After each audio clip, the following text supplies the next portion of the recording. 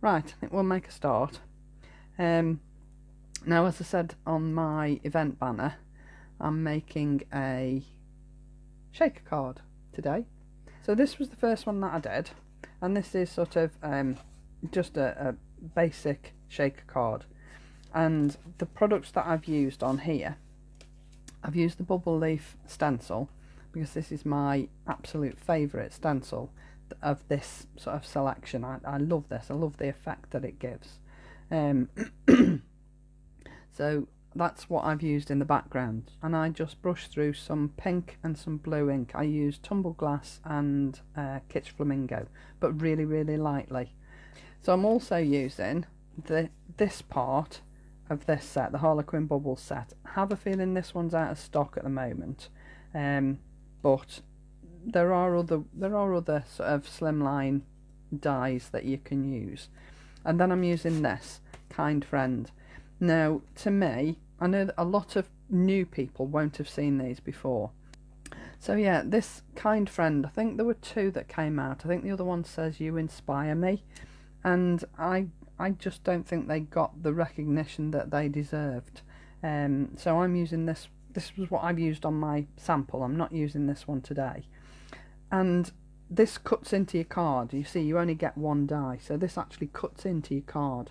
So if you want to cut it out of a piece of card and use it as a die cut like I have, you can use the plain stitched die out of this set, or the nested stitch rectangles. There's one in there that will fit the same, or any of the other mini slimline collection that Lisa bought out. Any that have this extra die here for your matting and your layering, that will actually cut out this Kind Friend.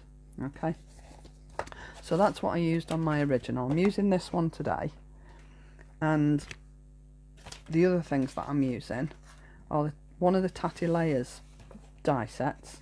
Whilst they got good airtime and everything, I just don't think it was appreciated how good they are.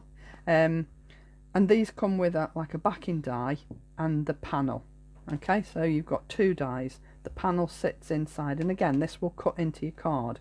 So if you wanted to actually cut it into your base card, you could do, and perhaps put a piece of acetate behind it or a piece of coloured card, or you could cut out the frame as well and use it as is, which is what I'm doing today. And then I'm also using this set, the Happy Perfect You. I love this set of dies, and I love it because of all these extra stamps that you get. I just think there is so many connotations for this die set, it's amazing. What I'm using today is the You and Make Me Happy, and I'm just using these two dies here. I'm not using the third matte and layered die, just these two here. Okay, and the first thing I'm going to do is my stenciling, just so that it's done and out of the way. So this is my stencil. I mean, it's just, I could stick this on a card and just send the card. I think it's amazing. So I'm just going to do a piece at the top corner here, not a great deal, just to again take away the white starkness of the card, because my panel is going to sit on this side. Now I'm going very lightly with this because Wilted Velvet is a beautiful purple, but it is quite vibrant, and what I don't want it to do is overpower the card, which I don't think it will. No, it won't. See, that's so soft, I'm hardly touching the card with that. I'm going to do a very small piece down here. I can't be doing with tape, so you'll never, very rarely will you see me tape a stencil down, because I'm lazy basically and I can't be bothered. So small piece down there, and then just one tiny piece down here, partly because my panel is going to sit this side and I'm going to have a bit of a gap at the bottom, so I don't want it to be just totally white, so hence my little bit of purple in the bottom. And again, I'm hardly touching this because it is such a beautiful purple.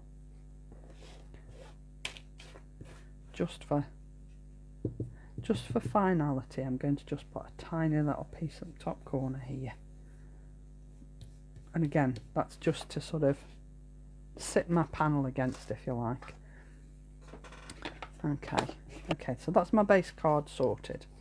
Now then, this is my panel. Okay, so you can see I've cut the panel out using the base panel, and I've also cut the panel with the flowers on out. Okay, now then, what I've done is I've cut this out complete, and then I've attached it to a piece of acetate. This is very thin acetate. I normally use one that's a little bit thicker than this, just to give it sort of a little bit more stability, really. I've cut this out and I've stuck it to acetate, and I've stuck it on the top of the acetate, and my layers that are going to stop my glitter moving are going to be underneath the acetate. Alright, now you can see I've already put my 3D pads around the edge. Now then, when you think of a shaker card, like with this one, you can see here, if I just tilt it slightly, you can see the 3D pads are here, yeah? And this die is sitting on top of the 3D pads, okay? And I've gone all the way around with that, and then my glitter is inside, so it's not going to come out, okay? That would be your traditional way of doing a shaker card. But with this one, how are you going to put 3D pads on this bit? Nigh on impossible, wouldn't it, really? So what I thought was, I just want my glitter at the bottom of this card. If I was going to put glitter all the way around, I would just stick that to there and put my glitter in, and it would be fine, okay? But I wanted it to look a little bit different. I didn't want the glitter everywhere, I just wanted it where the flowers are, okay? So what I thought was, if I cut out just the bottom part of the die where the flowers are, and then snip away this top part.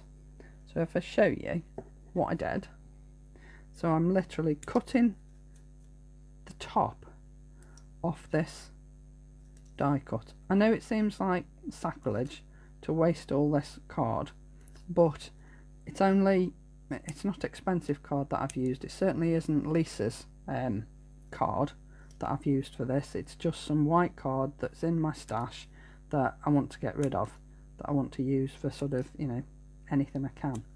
So I am snipping away on this shape so that the piece that I end up with is the same shape as the top of this. Now you just have to, I mean, I'm going quite quick here because this is about the 6th one I've cut away, so I know where my cuts are going to be because I've done so many. But when you do it for the first time, just be careful where you cut, so that you know that when you've cut it out, you're going to be left with the right piece, okay? So I'll just snip that off there, and then I can take that off there like that, okay? So now I'm left with this piece, which corresponds to the top of the flowers, like that. And you know it's right because it's exactly the same as the one you've put on the front, okay? Now I've done that several times. So that's the other one that I did yesterday, and I did about 6 and then glued them on top of one another. So you can see here that once I've glued them on top of one another, they are a similar sort of thickness to one of my 3D pads. Okay, not much difference there, is there? I think that's about right. So there's 5 layers here, and I've just snipped them all off and glued them on top of one another. So then what I need to do is glue this on top of the underneath side of my die cut. So I'm gluing on the back of the acetate, and this is what's going to keep my glitter down here. Fingers crossed. Okay, so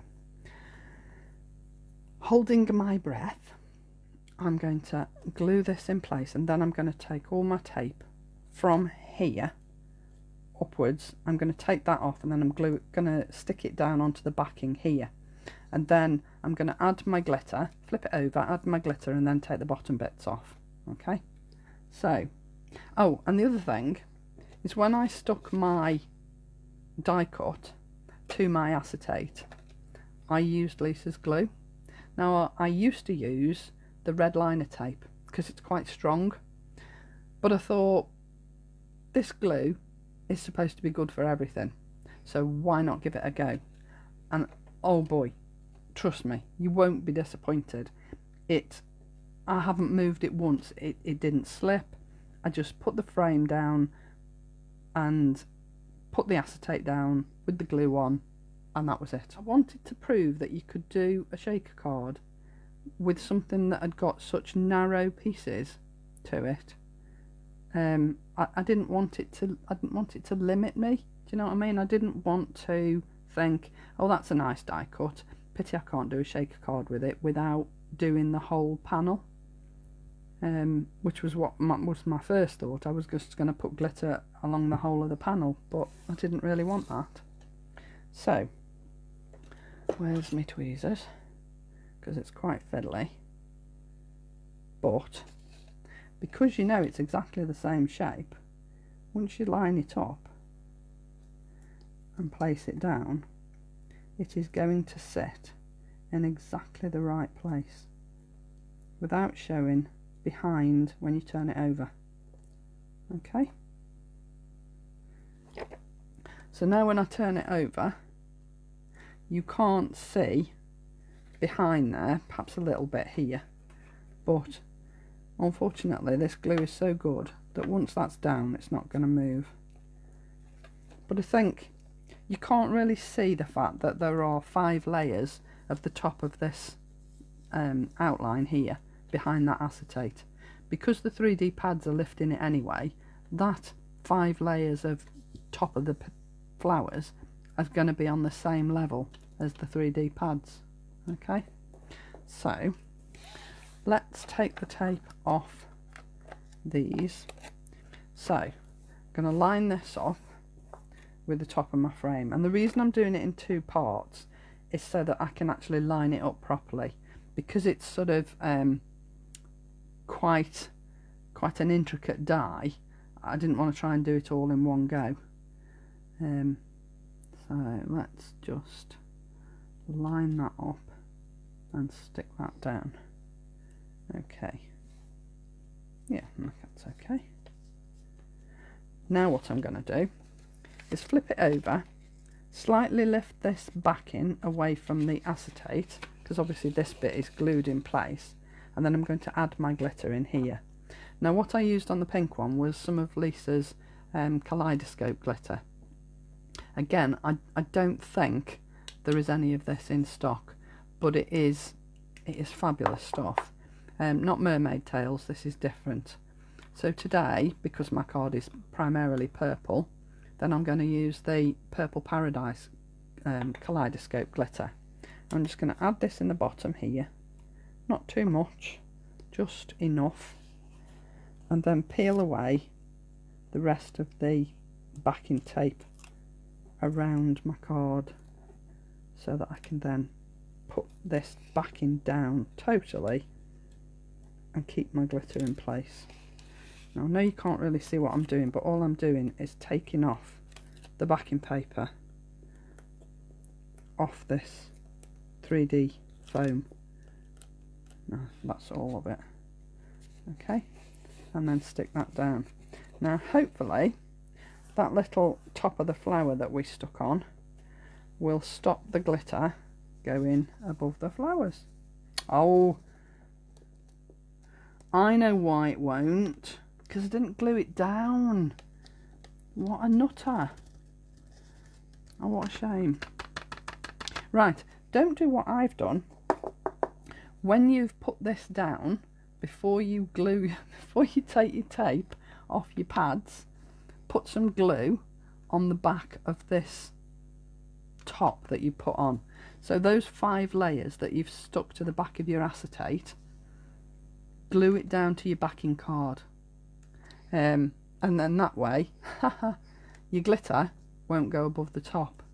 Now I don't think I'm going to be able to peel that off, and let's have a look. I might. See, Don't do what I did. Right, I'm going to add my glue on here as finely as I can, so that when I stick it down, it's going to stick to that lilac backing card, which was what I should have done in the first place, but I never thought about that bit. So add my glue, and of course you'll do it properly, and you'll add your glue before you put your 3D glue pad, your 3D pads around the edge, so that it sticks down properly.